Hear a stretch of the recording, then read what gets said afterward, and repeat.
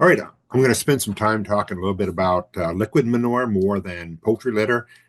We don't capture much of the value of our poultry litter in Ohio. I think we have a lot of room to go forward with that. But I'm going to talk a little more about what our situation is. Basically, we've been on a wet pattern for about the past 20 years. Fewer days to apply manure in the year. Basically, we're down, we think, about 7 days. Commercial applicators get behind on schedules when we have rainy stretches of time, and we get more manure per site. A lot of times, after they build a first building, a producer will come in and build a second building. We went from single buildings to double wide buildings, and then we've now gone to quad buildings that hold about 6,000 pigs. So, again, you get more manure per site, and even the dairy farms, they'll often add additional manure storage when they experience some pinch times when manure is built up and we cannot get it applied. Manure's got a lot of nutrients. We just like to see us try to open up more days of time in the course of a year that we can begin fields and applying manure. And also winter manure application, we know is not a good idea. If it's misapplied, as in too close to ditches and streams and things like that, or the rate is too high, then they'll be cited. And that was something that didn't occur 10 years ago, but agency people will cite commercial applicators and livestock producers. And also, we have these stretches of warm times in a winter where this snow is going to melt and it's going to run off, and then you're going to have ammonia in the ditch, and then there's going to be fines involved with that as well. So we're trying to get away from our winter manure application schedule as much as we can. One of the challenges we've run into is just the overall quality or consistency of manure. So we worked with a grad student for a couple of summers. He used this Harvest Lab 3000, and we put this on a drag hose system, and we basically had him collect manure samples every 20 minutes out of this tube out the side of the applicator. At the same time, the Harvest Lab recorded what it thought was the NP and K of the manure going through the tube. So, the Harvest Lab records, dozens of numbers per second, and this gentleman would pick these up every 20 minutes is what his schedule was. And a lot of times we would pump manure for a 3-4 hour period of time over the course of the day. He'd get these to the lab and he'd get them analyzed. Now, we're not going to show the results of exactly how accurate the Harvest Lab was, but we wanted to look more at the manure quality. And I'm looking at on the right-hand side, the total nitrogen grab sample results. On the left axis, we've got pounds of nitrogen in 1,000 gallons. So for us, anywhere from 25 to 45 is common in our hog finishing manure. And then on the bottom axis is basically the time. So 60 would be an hour, 120 would be 2 hours, 180 would be 3 hours. So you can see how we pulled these. And I like to work with nitrogen on corn and wheat and hay and things like that. And generally speaking, the nitrogen content of the manure stayed fairly even over the course of the 3 hours or so that was pumped. If you go over and look on the left-hand side where we did the P2O5 grab samples, the phosphorus, again, pounds per 1,000 gallons is on that left axis. Going across to the bottom, again, is our minutes. There are two barns that stayed very, very low, less than 5 pounds per 1,000 gallons, and then shot up toward the end. There's one that started very high and came down, and then there's a couple that were a little more consistent. So he subdivided all the buildings that he worked with into non-agitated on the right-hand side and agitated buildings on the left-hand side.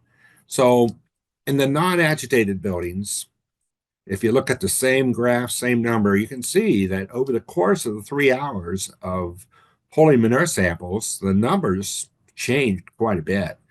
So for people who choose not to agitate buildings, and we all know the concern about human health, about pig health, commercial applicators not wanting to stand the liability of dead pigs and things like that. But we understand that we have to look at how that manure is coming out of that building. On the left-hand side, he has 4 buildings that were agitated. And generally speaking, the agitated ponds are a bit more consistent than the non-agitated, or I should say the pits. And these weren't all pure hog buildings. There were a couple buildings in here where manures were mixed from hogs and cattle both. So they're not exactly consistent, but generally the trends we saw were that agitated much more consistent than non-agitated.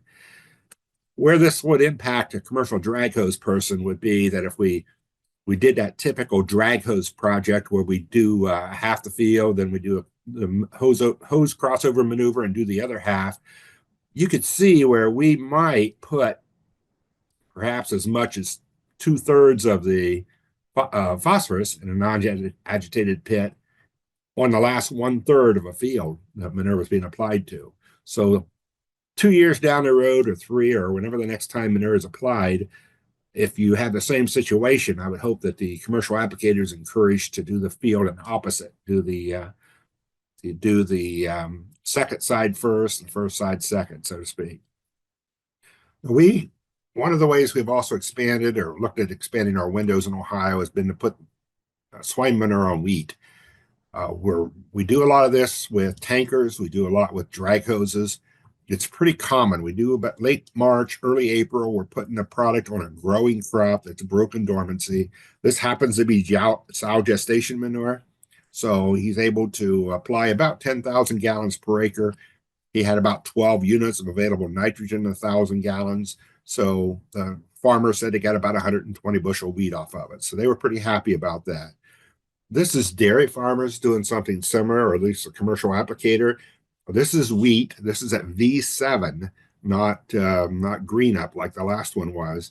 At this V7 stage, this wheat is only about 2, maybe 3 weeks away from going into wheat silage. So this drop nozzle is placing about 12,000 gallons of dairy manure per acre directly on the soil surface. It's keeping it off the leaves. I think that helps with the ensiling process. And even at V7, the wheat is not phased by the drag hose going across it. It stands right back up. We've also gone to putting a lot of manure on alfalfa between cuttings, especially the dairy farms and swine farms as well. Again, it's a nice window. Fields are usually pretty fit. We can get across these fields. The only concern we ever have really with this is if you had regrowth occurring, you could burn that off. Or if you had Johne's disease or something similar in your cattle, if you got it on the leaves of a plant, and then for some reason it was still there at baling time, you could theoretically pass Johne's on to younger cattle. So we always are careful about not going in when the hay is up and growing well and leaving manure on the leaves of the alfalfa plants. Back up one. We also spend a lot of time getting hoses to the fields. Here we are going under a road. We go across the tops of roads. We also have, in recent years, you've seen these manure bridges being constructed and utilized in county and township situations when it saves a commercial applicator perhaps a half-mile hose or more to go to find a crossover or a ditch. Now, we still install a lot of crossovers, and for about 10,000, our township trustees will put those in for farmers. But this is just something that we can look at as an alternative. Plus, we could use it to get across creeks if we wanted to, or small rivers and things like that. And the other thing we've looked at is a lot of satellite ponds. This is a satellite pond that I really like because it's built far, reasonably far away from the dairy, about 5 miles. It's designed so semis can pull right up onto this berm. We've got a nice concrete area, a concrete slope. So regardless of whether the semi dumps out out a pipe on the left side or out the belly or out the back, this concrete pad is large enough to allow that to work out for them. So you can see the solids on the top of the pond.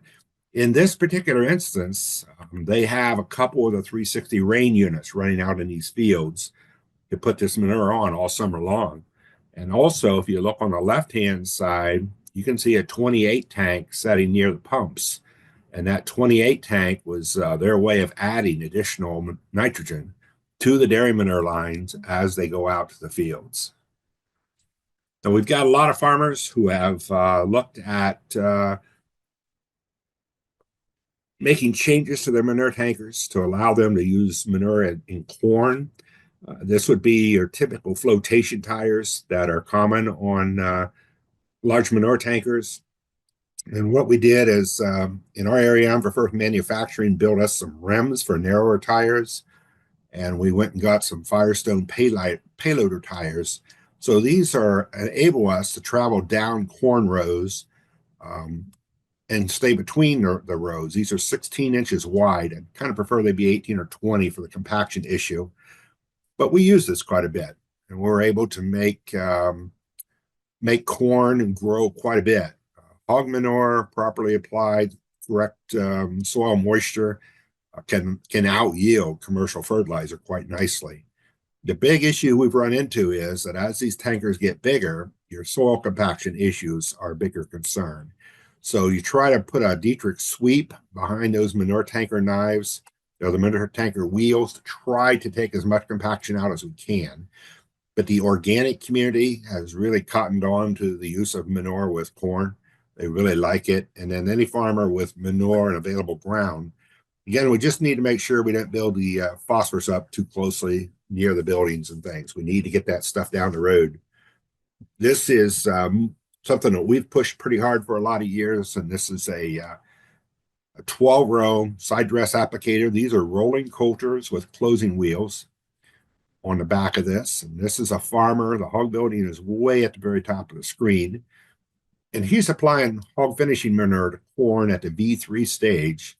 And he's doing that at a rate of 8,000 gallons per acre. Now, that's usually a little high for hog finishing manure, but he has an outdoor manure storage that he has to pump his hog manure to because he didn't have enough pit storage anymore. So that does water it down by catching rainfall. So we did the math, and 8,000 gallons seems to be about where he'd want to be to get about 200 units of nitrogen on his corn crop to go with some starter nitrogen in a row. And he's done this a number of years in Defiance County, Ohio, and been very, very, very well pleased with that. We tried to find what we thought would be the sweet spot on how tall a corn could be to be flattened. So this is a 6-inch drag hose that I built, full of water, and then the applicator the research manager at the research farm is headed east with this tractor. He'll turn around and come back and flatten it again. So we flattened all corn twice for 5 years to try to find what stage our manure application or our hose is starting to cause real serious damage to corn. This is real serious damage. This is corn at the V5 stage. And you can do the same thing by stepping on the corn. Whoops. If you step on that and it snaps, you hear that audible snap, then you know that corn is too tall. So this is V5. This looks bad, but this is V4 corn over here that would have gotten a drag hose about 5-6 days earlier than that. So it does come back if it's not too far advanced. This was our research project that we did on that. On the left-hand column, we have a stage of corn, and we have a control was no drag hose on that first line, but then V1 drag hose to twice, V2, V3, V4, and V5 drag hose twice. You bring these across for the 5 years of the study, and you have an average for the 5 years. So we're really just short of 170 bushels per acre with no damage at all from a drag hose. No drag hose was used. And then when you look at the V1 where we flattened it twice, we're still about that 170-ish. V2, we flattened it twice. V3, we actually gained a bushel or so, but it wasn't significant. At V4 is where we see a very tiny stand reduction, and we're starting to maybe see a break on the yield. And then at V5, we lost about 45 bushels. So we did this over a 5-year period, and then I came back and did a similar study with a 4-inch drag hose because we had a number of dairy farmers that had their own 4-inch drag hoses, and they wanted to know if we could go a little bit taller. And the result was the same. After you got to V4, the damage beyond that was pretty serious. So stay at V3 is kind of our favorite. V4 is doable, but not V5. And V5 again or V4, any of those, as true collars on the corn plant. Now, the other thing we talk about is how we lay out the field or the hoses. This is actually a square 40 that I've got here on the screen. And what we have here is the farmer planted this field at a 45-degree angle. And the commercial manure applicator has come in, and he's applying the manure just like he would if the field were harvested in the fall. He lays his hose lengthwise, and then he does the left-hand triangle with the drag hose, because again, the hose has to get a little shorter with each turn. Then when he's done, he'll bring that hose across. He'll come over here, do the crossover, and then he'll do the right-hand side. So because this corn was planted and it's a stale seed bed, the hose will drag nicely across that ground and do a good job. It won't work very well on fresh tilled soil. You'll drag piles of dirt, you'll bury crops, you'll do bad things. But on no-tills and cover crop situations and things like that, it has worked pretty well for us. Now, the second way we try to lay out hoses at times, especially when the field's perhaps a quarter-mile long field like this one is we can anchor the hose on the end with a hose humper or a hose wrangler. So in this instance, the manure is coming across the road. We've got a truck parked there, so visitors don't drive over top the hose, and we've laid the feeder hose out along the length of the end of the field. And then as we come across, we just bring that hose with us on the end. So if I go down to the other end and I look back at that feeder tractor or the hose humper tractor is there. I see the building down there. I see the truck that's blocking the hose so people don't drive over it. And then this applicator is doing the manure application as it goes. And it seems to work pretty well for us on quarter-mile hose or quarter-mile length fields. If the fields get longer, we'd have a tendency to want to put the hose in the middle of the field. So here would be a typical hog building in Northwest Ohio. We've got a feeder pump running off the blue tractor to the large pump. And from the large pump, the manure is going to go out the mainline hose. So we've laid it out here. And then we've piled up additional hose here on the edge. This is the cornfield on the left-hand side where you see the tractor at. This is the extra hose we've piled roughly in the middle of the half-mile field. And then you can see the applicator tractor down here where the dust is moving. And then as we need additional hose, we will bring that across that field, going from right to left with that hose humper tractor. Now, that day, the farmer was doing a hose humping or hose wrangling, some of you out west might call it. His neighbor came to visit, so they're out there shooting the bull because he's got about 10 minutes before we'll have to move that hose again. Now, when we tried something new this year, we had a situation where, again, I've mentioned we have these very wet springs at times. This is a hog producer who could not get corn planted, so he called his neighbors and said, if you want the manure, you can have it. So basically, the commercial applicator come in, and you can see how we're surface applying manure at a rate of 8,000 gallons per acre, going across corn that was all of V3 when I was there. So because the corn wasn't planted at an angle and the commercial applicator didn't have a hose humper, he just drove across it. And we've done this quite a bit. You'll see those tracks all summer long, but the yields are pretty good. I mean, so we don't really have a problem. What I did is I went out, he had two fields like this that were only a few miles apart. So what I did is I went out and collected tissue samples to find out what the nitrogen content of the leaves was at silking time. Took it off the ear leaf. So he did two of these fields like this. And at the same time, the dairy people were in a similar boat where they need to get manure out. So they were on top of corn here. This corn's closer to V2 to V3. Again, you've got a drop hose nozzle applicator in this instance. He's going to cross at a 45-degree angle. You can see the frac tank down here and the semi-trucks getting ready to unload. So he's basically going across this manure or this field, doing our, we're legally able to apply 13,557 gallons, I think it is, in Ohio. That's a half inch, but he's usually running somewhere between 10 and 12,000. And what they did is they backed off these fields about 40 units on their side dress nitrogen, just to see if we would be okay. So we can't back off very much simply because dairy manure on top of the ground is not very good at retaining nitrogen.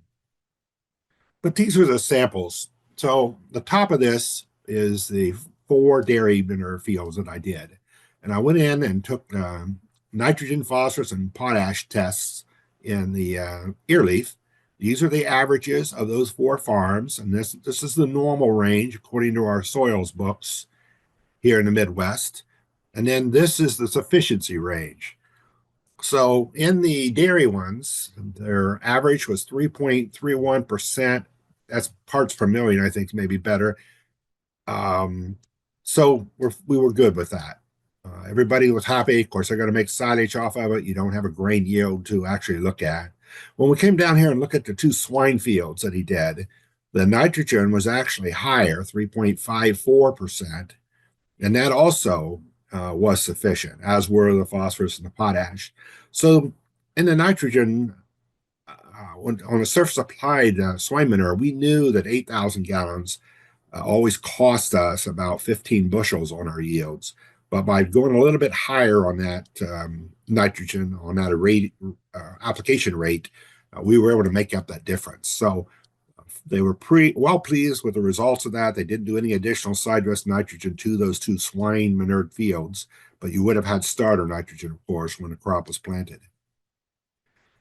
Another window that we're looking at a lot is spring application. It used to be that the dairies would apply manure, then people would have to wait till the fields were suitable, and then plant the crops. Now we're realizing that we can go ahead and plant corn or soybeans, triticale, wheat, about anything we can plant, and we can go across the top and put dairy manure down at a rate of about 10,000 gallons per acre. Now, if a crop was emerged, if it were soybeans, the dairy manure would kill the soybeans, of course. But corn and the other grasses are pretty tolerant of manure as they come up through the ground. So a lot of our dairies have allowed the farmers to get those fields planted if they're going to be silage, corn, or whatever they're going to be. And then the applicators will come in and do their application and make it work out pretty well for us. We also continue to do some of the traditional efforts on side dressing. This is a Cadman unit from Mercer County, Ohio. It's a Canadian company that has that, but the patent is from a couple of Ohio farmers. This is a hard hose system. You can see the reel is rolling up the hose as it comes across. Then they're going to move forward. So a little like square dancing. If you haven't ever had the opportunity to participate in that, they're going to make this turn. He's going to get going the other direction. When he gets lined up where he wants to be, he's going to hit his auto steer on his application tractor. The hose guy needs to put himself roughly behind there. And then he needs to make absolutely sure he releases the brake on his hard hose. Otherwise, things begin to break. We had the opportunity to use this in Ohio for a couple of years, and I drove this tractor most of the time. And we broke a few things, mainly because I was just not an everyday tractor driver like these guys are. So they're putting corn manure on V5 corn, V7 corn at a rate of about 1,200 gallons a minute. And I think their application is about, I believe they were running at 7,000 gallons per acre. So when he gets to the other end, he's simply going to get to the end rows. On this hard hose, there's about 5 feet of soft hose right before it connects to the stinger. And they have that to allow them some turn room. So when he gets to the end and the manure continues to flow, he's going to back up just ever so slightly. Then he's going to spin, and he's going to unfurl the stinger that was held in by a cable. And he's going to line up on his next 16 rows and come right back.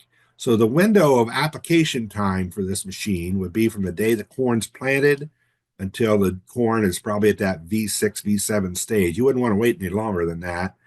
We used our machine to the point where the tractor was breaking off the corn and it was still going underneath the machine. So we felt pretty good about the tractor as your limiting height on your corn on the use of this type of machine. So well pleased with it. It did a nice job for us. Another unit that we run quite a bit is this system that Walter Manders from Bowling Green, Ohio has is similar, except this is a flexible hose or a soft hose. He fills that hose with manure as he rolls it up onto his reel, and then he keeps continuous pressure on it as he goes about his business. So he is doing 16 rows of corn as he goes down through the field. He'll make 2 applications to this corn field that's going to go to silage. And then he's unrolling as he travels down the field. You can see the reel is turning. And then after he makes the turn on the back and comes the way, back toward the way he came from, you'll see he rolls that hose back up. Now, where the Cadman needed 2 people in the field to operate it, this is more of a one-person operation. So he's able to roll that hose in as he goes. And I've seen him run for hours and hours in a field. And, you have your frac tank out there, you have your semis delivering manure to the field, and it's worked very, very well for him. Took him a few years to perfect it. And when he builds these things, he's going to start putting tracks underneath that reel to try to take some of the weight concerns away from us. Now, a newer one that we're looking at that we've had a lot of interest in Ohio has been these 360 rain units. This is what it looks like when it arrives and they're bolted all together. And you can see they have the drop nozzle similar to what the 28 applicators have. When they're going through a field, we have a situation where we've got see how these drop nozzles are putting the manure right near the base of the corn plant, much like the 28 applicators do. These are usually about an inch opening on these things. And the hose drops down. It's a pretty windy day, and it still does a pretty good job of maintaining integrity where it's supposed to be. The thing to remember about this is that it'll go down the field, and then it'll come back the field. So this one, it's going forward, and it's putting manure on the outer 8 drop nozzles or drop pipes that it's got. And then when it reverses its course, it'll put manure on the inner 8 that it's got available. This is same unit going through that same cornfield late in the summer.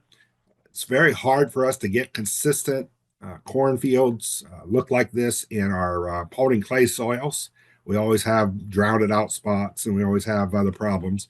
But generally, this has seemed to even them out quite a bit. So again, this unit is going in reverse here. So actually, even though you cannot see it, the manure is being put on by these 4 up on this part, and then 2 on each of the wings of this machine. I've got another picture that'll show it to you maybe just a little bit better. Now, these have about a 3-inch hose. They move about 250 gallons a minute. And then right now, they blend a lot of water in with their manure, maybe 2 gallons of water per 1 gallon of manure, as they work through making sure they don't plug them, making sure they run as they want. I think eventually when they get some chopper pumps out in front of these things, I think they'll be able to run more pure manure, for lack of a better way of saying that. Now this one's running in reverse.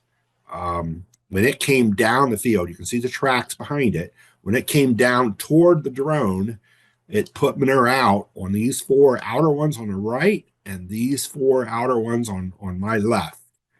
Now that it's in reverse, it's going to go all the way back to the other end in those same tracks. And so it's going to put manure on these 4 front hoses and then 2 on the right and 2 on the left. Now, if you'll notice, we actually have this one plugged, the second hose from the inside on the right-hand side wing. That's actually not putting out manure like it should be, but the rest are all doing a pretty nice job. So you could add splash pans to these things. You could do about anything to, and they have on this. You can see that's more of a splash than what we were doing in the corn earlier.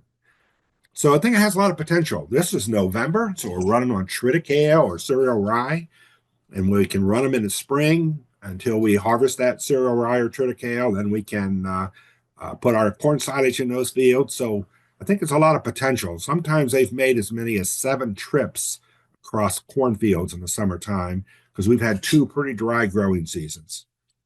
One other research project that we've done I wanted to mention is basically our fall strip till study. We understand that many of our farmers are going to have to fall apply manure from time to time. It's just partly in their DNA and partly that's when it's available.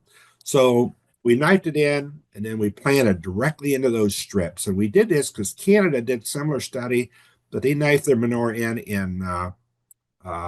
April, and then they planted in May, and they only got 25% emergence. So we knifed ours in the fall, and then we planted in the spring. And the only drawback is cannot look at this because we did not have starter fertilizer. They lost an employee at the farm, so that did not get done. But basically, that fall applied manure on the left and the right acted as starter fertilizer in the spring. So we had excellent stands. We didn't lose anything on germination and emergence, and those differences stayed with us. Now, the study was corn germination and emergence, not yield, but you always like to look at yields anyhow. But corn germination and emergence was not negatively affected. And then on that particular plot, everybody got 200 units of nitrogen as side dress in the spring or in the early summer, regardless of their fall manure application. So when you look at the swine manure at 8,000 gallons, it had 320 fall applied as nitrogen in manure. Again, they would have gotten 200 more. So the yields are not all that important. But the biggest thing from this, because of the great growing seasons, whoever got the most nitrogen won. So swine manure at 8,000 gallons, followed by swine manure at 5,000 gallons, followed by dairy manure at 12,000 and dairy manure at 8,000. And again, we had some other plots that I don't have the data for where we backed off using the PSNT rates from Purdue, and it worked pretty well for us. Last slide, just put a pitch for the North American Manure Expo coming up July 30th and 31st in Ohio. It's a nice event. It goes all around the country. And then if you ever want to follow anything we do on Facebook, there's our Facebook page, Ohio State Extension Environmental and Manure Management. Okay, with that, I will stop sharing.